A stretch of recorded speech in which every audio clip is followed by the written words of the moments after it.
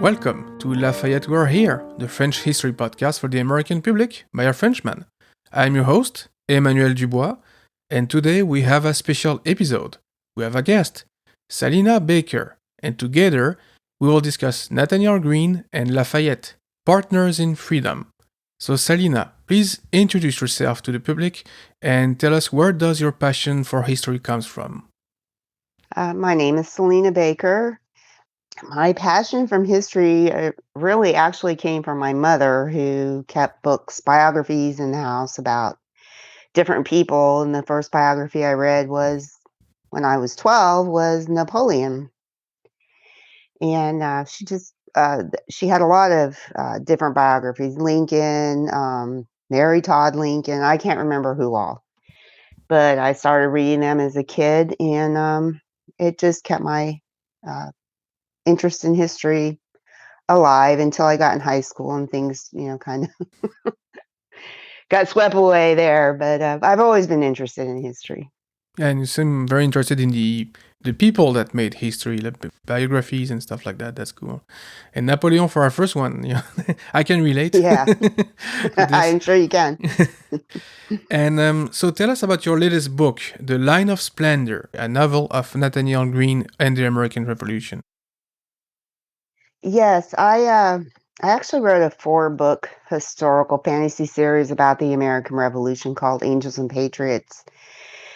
When those books were published, I decided I need to write another novel, and Nathanael Greene was in 3 of those books, and I basically became pretty much obsessed with him. So I decided to write a biographical novel about him. It's about his life, about the American Revolution. And it's done really well. I'm pleased with the results of the book. I got the book just a few days ago, so I have not read all of it yet, but, I've enjoyed what I've read. Yeah, well, it's fine. I'd rather have a long book than having you skip a lot of details. Here, I can see you went into deep detail, makes it a very, compelling read. And you want that when you actually are invested and interested in somebody. You don't want to skip around too much. You want to understand the process they went through. And I think you did a very good job at that.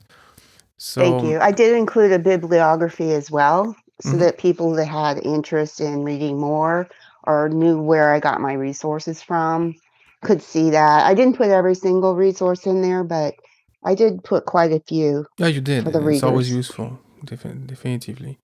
So, can you give us a quick overview of Nathanael Greene's career as a soldier, but also a man? Basically, what was he like? I mean, you begin your book with the sentence, Nathanael Greene stands head and shoulder above the generals who served under George Washington in the American War of Independence. So you seem to hold the man in high esteem. Actually, those are not my words. Those are the first words of the foreword. And the foreword was written by Ricardo A. Herrera, who is a U.S. Army professor and military historian. He wrote a book called Feeding Washington's Army about the Grand Forge, Valley Forge in February 1778. And of course, Nathanael Greene was in that book. So Rick was kind enough to agree to write a foreword. So those were actually his words. As far as Nathanael Greene as a man, he's an interesting person. He was very sensitive to criticism. He had a limp. He had asthma. He had a smallpox scar on his right eyeball that was often infected. And he was self-educated. And I think that a lot of his sensitivity to criticism came from those things. He was pedantic. He was irreverent, often not respectful. He was funny. His son Nat said that his dad taught him funny songs when he was a kid. And Nathanael used to entertain his brothers by making fun of a character in a novel series called Tristan Shandy. So he could be a funny guy if he wanted to. As far as his military career was concerned, he joined a militia company called the Kentish Guards that was out of Greenwich, Rhode Island in 1774. And he joined as a private. And when he applied for lieutenant, he was denied because of his limp, and he was completely mortified. But when the first shots of the American Revolution were fired in April 1775 in Massachusetts, the Rhode Island General Assembly formed an army of observation, and they plucked Nathaniel from the ranks and promoted him to general. And he marched his new army from Rhode Island to Boston, where the provincials were keeping the British under siege in Boston. And then when George Washington arrived, the Continental Congress appointed 8 brigadier generals and 4 major generals, and Nathaniel was the last brigadier appointed. He was the Army's youngest general at age 32. Then he was promoted to major general in August 1776, right before the Battle of Long Island. In the winter of 1778, when the Army was at Valley Forge, they were looking for a new quartermaster general. The previous quartermaster general had resigned. And under pressure from Washington and Congress, Nathaniel accepted the job, but he hated being quartermaster. But he did his best.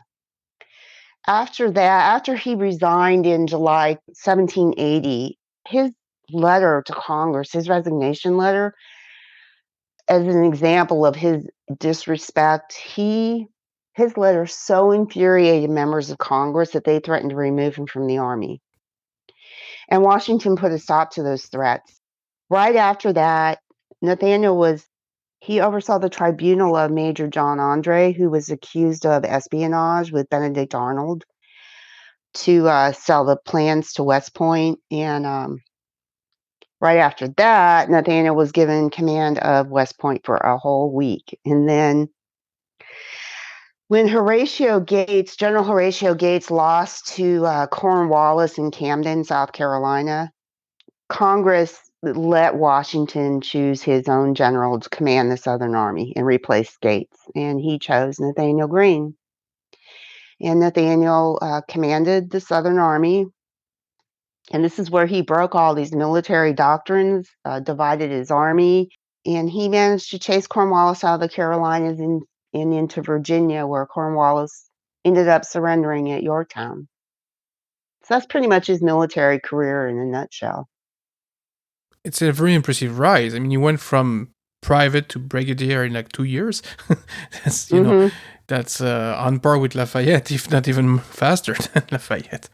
So it's really, really impressive. And how did it go when the war ended? When the war ended, he went home to Rhode Island. He was under a huge amount of debt. He had to sign a guarantee for 30,000 pounds to clothe his Southern Army. And he went home to Rhode Island under this horrible debt that he couldn't pay back because Congress wasn't paying anybody. I mean, Lafayette also was not being paid. I don't think Lafayette was being paid anyway. But he used his own money during the war, Lafayette. Yes, he used his own money, right. He was rich. But Nathanael Greene didn't have his own money. So he went home to Rhode Island, and the state of Georgia had given him a plantation. They also gave him a plantation. South Carolina did as well. So Nathanael and his wife, Katie, decided that they would move to Georgia. And they did. They moved to Georgia in 1785. And that's where Nathanael Greene died in 1786. So yeah, short but brilliant career, you could say. Yes, he was only 43. Yes. And he died of a heat stroke, correct? That's what I've read. Yes. And of course they bled him and blistered him, and none of that worked. Yeah, surprisingly so. Right. Yeah, so we have a man here who has some disabilities, a very strong character, very harsh person, but yet funny, very direct, I imagine. So I can see why you would want him as a command officer. You want somebody that will give orders rather than receive them, right? Right.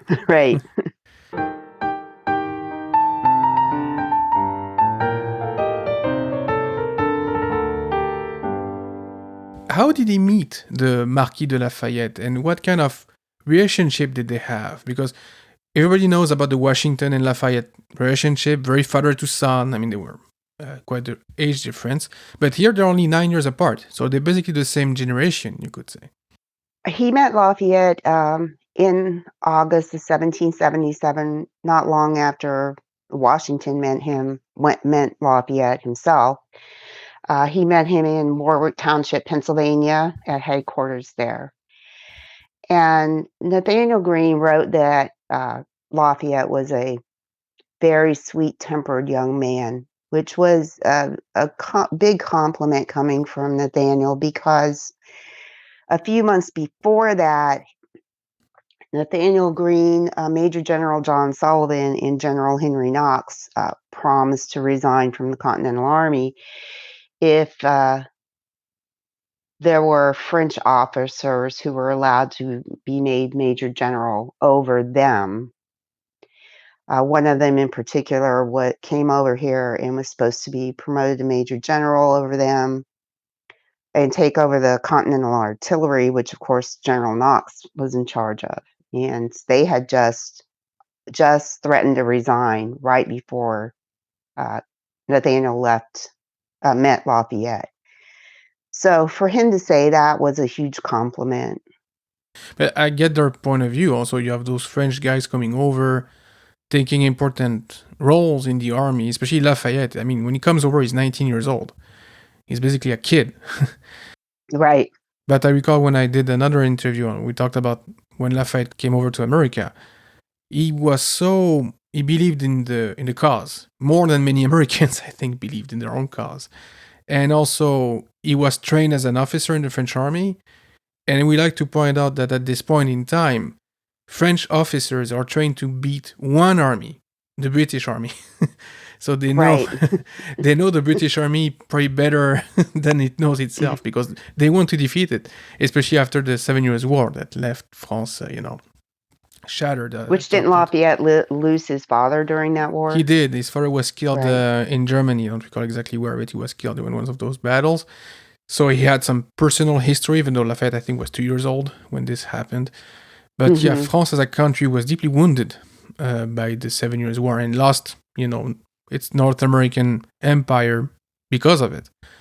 And, not go back too much into that detail, but it's certainly part of the French spirit at that point. And of course, you have everything that comes with the American Revolution, all the ideals that go through that, all the Enlightenment ideas that were circulating in that era, and you could see that Lafayette was deeply involved in those, and he will be his whole life until his very last moments. Actually, and he took part in 2 more revolutions after the American one, the French Revolution of 1789, and then the other one in 1830. So even though he was a noble and military man, he took part in 3 revolutions.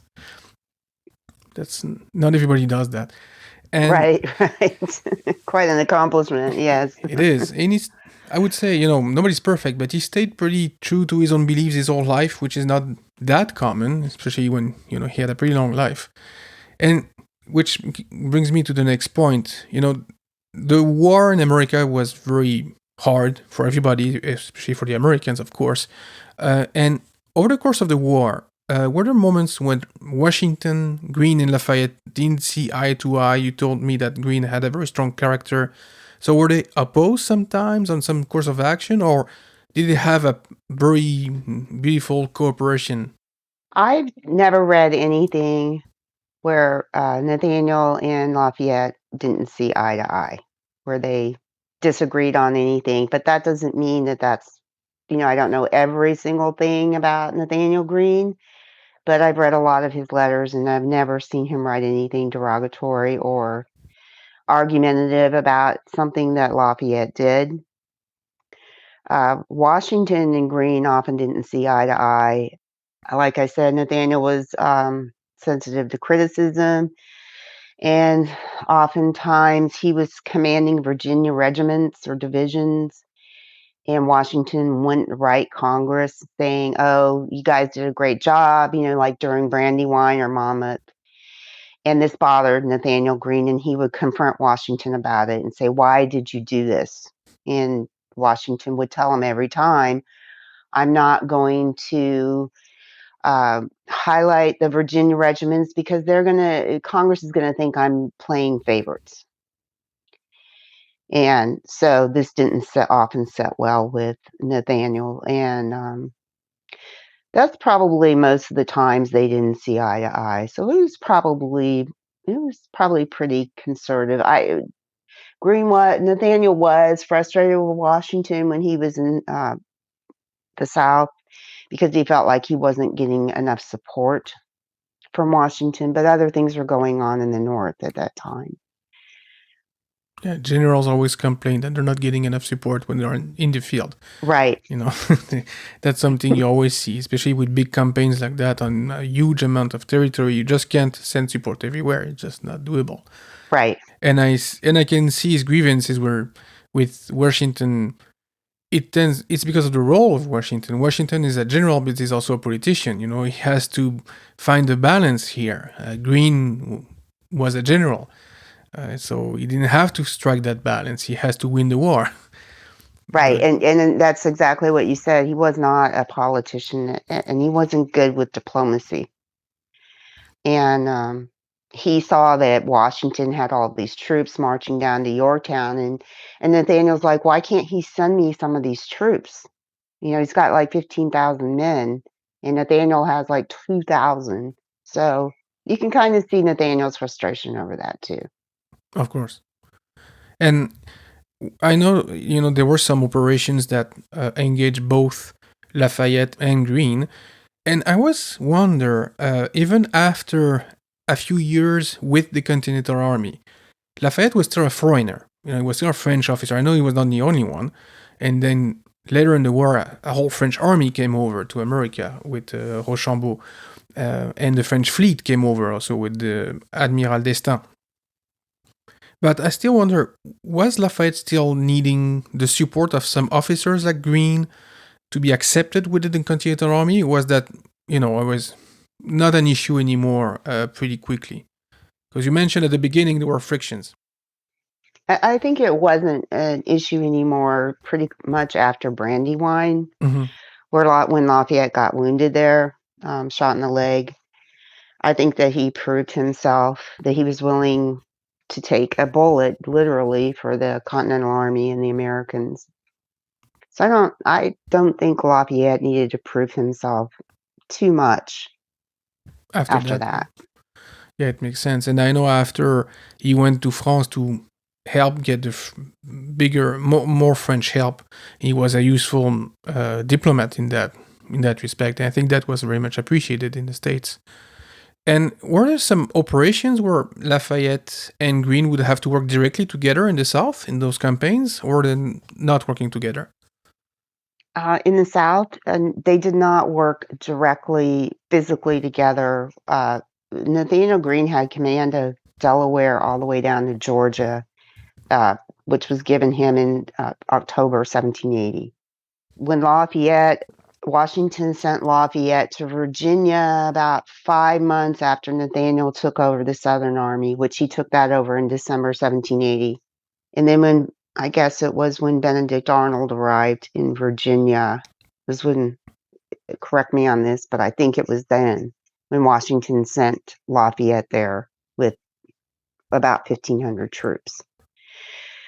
When Lafayette went to Virginia, he was technically under Nathanael Greene's command, but they stayed in extremely close contact, and it was Lafayette that wrote to Nathanael Greene to keep him informed of what was happening in Virginia. Baron von Steuben was also there, and he also kept Nathanael Greene informed.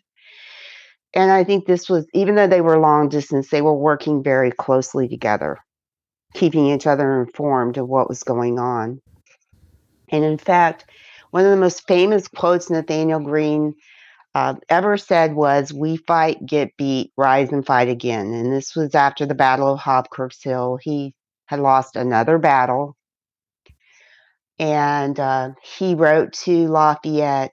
That was the line that he wrote to Lafayette on May 1st, 1781. And I think most people don't realize that famous line was written to Lafayette because Lafayette was someone Nathaniel wrote to often when he was distressed as well. Yeah, they established they had a good friendship. I mean, from what I understand. I mean, even if Yes. were not physically next to another, they complemented each other in some way. From what you are telling me here. So, Yes. and pertaining to that, I read in your book that there was some issue dealing with the Admiral d'Estaing, the French admiral, and both men had to deal with him. And knowing a bit about d'Estaing, I can imagine the discussion. But can you walk us through this event? Okay. This was the Battle of Rhode Island, and Major General John Sullivan was in charge of the expedition. The British were holding Newport in the area around Newport, Rhode Island. And Nathanael Greene begged Washington to let him go, but Nathanael was quartermaster general of the Continental Army then, and he wasn't supposed to have field command. But Washington wrote to Congress, and they agreed to send him down to Rhode Island, and because that was Nathaniel's where he was from, and he knew the countryside and he knew the politicians, so he had influence there. But Lafayette was also down there, and he had some 2,000 troops. He actually had command of his own part of the army. So Lafayette and Nathaniel met with John Sullivan the end of July. Lafayette had the left wing. Nathaniel had the right wing. There was Admiral d'Estaing came down there to support John Sullivan. It was one of the first concerted American and French operations during the war. So it was really important, and it was a really big deal. And they needed d'Estaing's firepower from his ships, his fleet. And he had some 4,000 or 7,000 troops, d'Estaing did as well. About mid-August, Sullivan and d'Estaing had an agreement that they would attack the British at around August 10th. Well, Sullivan jumped the gun and did it a day or two earlier, which irritated d'Estaing. And then soon after that, Admiral Lord Richard Howe shows up with the British fleet, and he and d'Estaing go out to sea and fight it out. But during that time, there's a big storm, and it rakes Rhode Island. It ruins the British fleet. It ruins d'Estaing's French fleet. The ships are badly damaged, and of course, they're also damaged from the battle between Admiral Howe and d'Estaing. And d'Estaing tells Sullivan that he's going off to Boston to get his ships repaired. And John Sullivan goes crazy. He's completely irritated. So he sends Nathaniel and Lafayette out to d'Estaing's flagship to negotiate with him. And I assume Lafayette is translating for Nathaniel because Nathaniel doesn't speak French. And of course, Lafayette's French, and this makes sense, right? So the two of them go out to the flagship, and Nathanael Greene gets really seasick, and they were talking about having a nice French meal, and Nathanael Greene's like, I can't eat anything. And so d'Estaing allows Greene to write a petition and plead his case as why he should stay and not abandon the American army. So Nathaniel writes this petition, and d'Estaing answers it by sailing away to Boston. So this irritates John Sullivan even worse, and then he makes this huge deal out of it, and now Washington is afraid there's going to be an international incident. John Sullivan holds a war council, and they sign this agreement, pretty much insulting the French, telling them that they're not being supported, they're not doing what they said they would do, and it's really derogatory toward the French. Everyone signs the agreement, including Nathaniel, except for Lafayette, because now Lafayette is upset because they have attacked his countrymen, basically verbally. Lafayette writes to Washington to tell him how upset he is. he tells Nathanael Greene how upset he is. And Nathanael Greene sympathizes with Lafayette and says, I understand. And I think partially because Nathanael was sensitive to criticism. So he can see why this would irritate Lafayette. Lafayette ends up going to Boston to help calm down D'Estaing, and he's gone there to have his ships repaired. He misses the Battle of Rhode Island because of that. He returns a few days later. So this was something that was done closely between Nathanael and Lafayette, trying to keep D'Estaing calm, trying to keep everything from blowing up into this horrible incident. And Nathanael also went to Boston after that to help calm things down. But by then, John Hancock and Lafayette had calmed D'Estaing down, and things were going okay by then. So that was their closest concerted effort was the Battle of Rhode Island.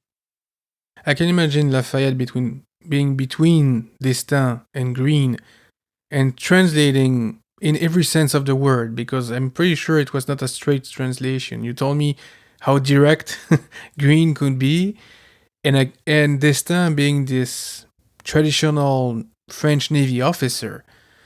You have to be careful with those people. They don't take up criticism very well, or they don't like being told what they should or should not do. And the French can be pedantic too, believe it or not. I believe it. And Nathanael was aware of that. He was trying to be careful not to. He knew D'Estaing had orders, and he was trying to be careful not to interfere with those orders. But nevertheless, D'Estaing was like, I don't care what you say, I'm leaving. So yeah, I mean, he had his reasons. I understand that. It's always, as I said before, it's always a balance between what you think you should do, what your orders are, your own judgment of the situation. I mean, I can see an admiral saying his ships being damaged, well, I have to fix them before doing anything, or it's gonna get worse. It's also a fair point. But I can see the soldiers on the ground saying, "Hey, we need your guns." So yes, they did need them, and they lost the Battle of Rhode Island. Yeah, but in the end, they did prevail, including with the help of D'Estaing. Yes.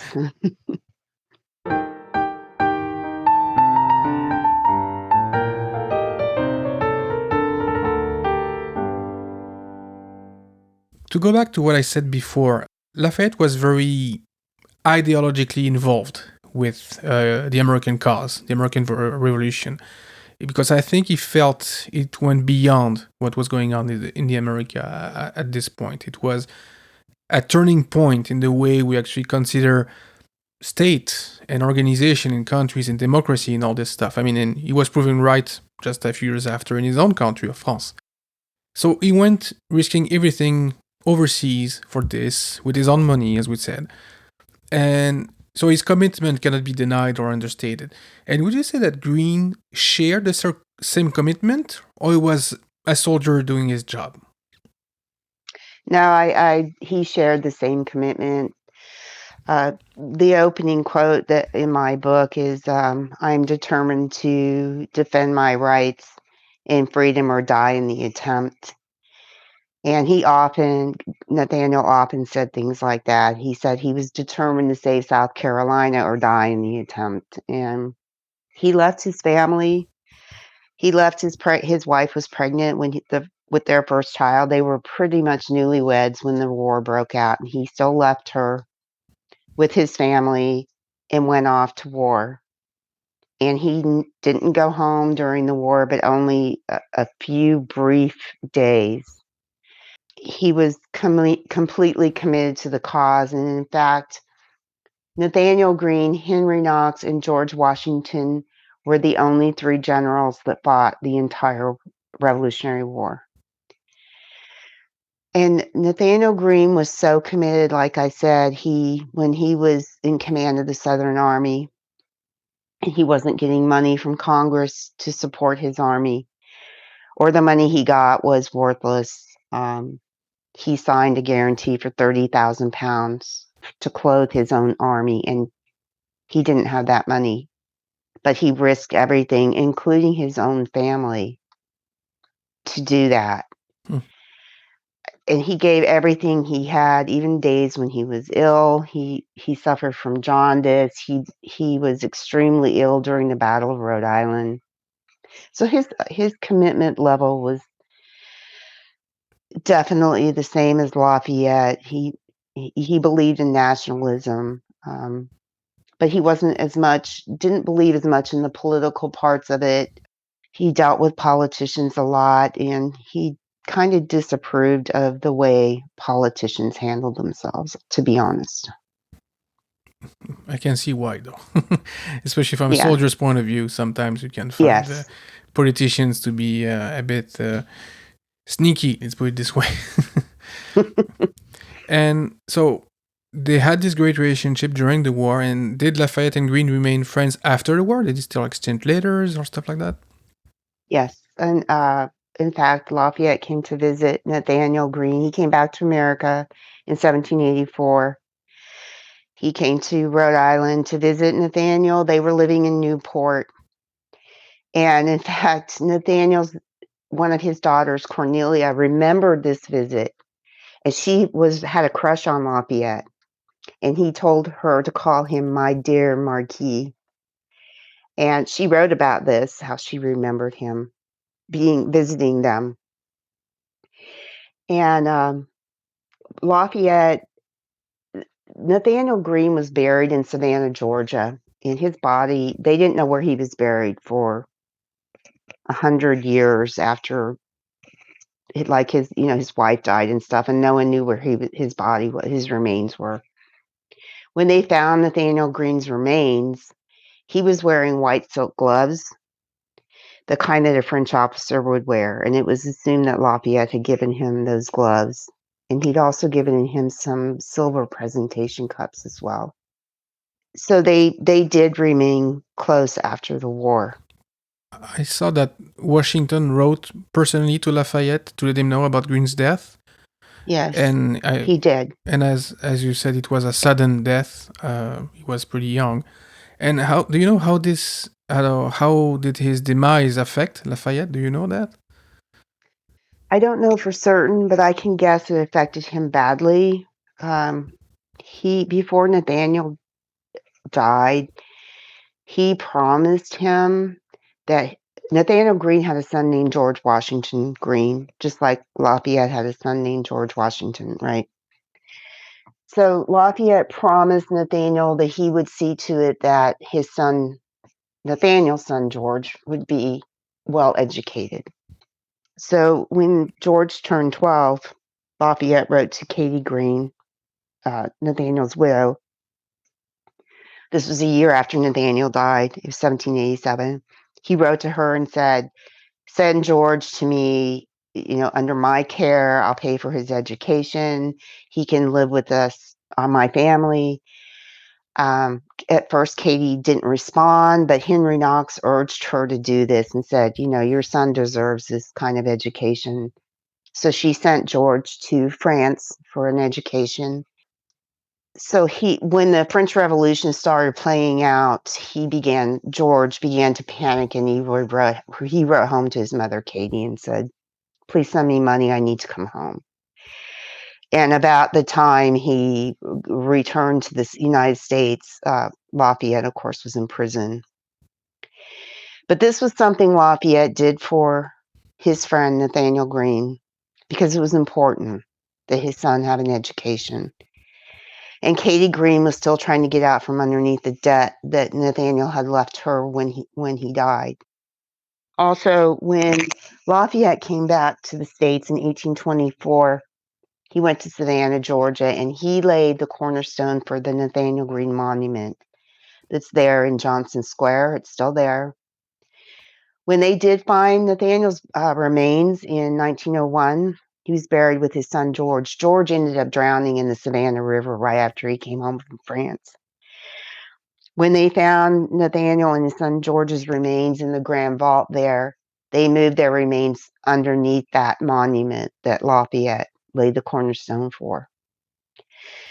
And when he was there, Lafayette gave a plaque, or it was actually a steel engraving to Nathaniel's youngest daughter, Louisa Shaw, and it said, "Dear Mrs. Shaw, from your father's friend and companion in arms, Lafayette."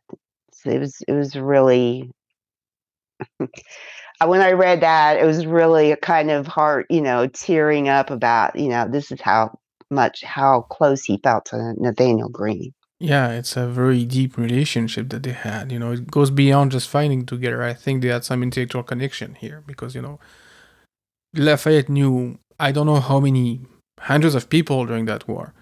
Right. He didn't keep this kind of relationship with every single one of them. So I guess Greene had a special place in his heart, from what you're telling me, just like Washington did, and vice versa. From everything I've read about Lafayette, there are not that many people who actually met him and didn't have a strong impression of the man. He always left an impression.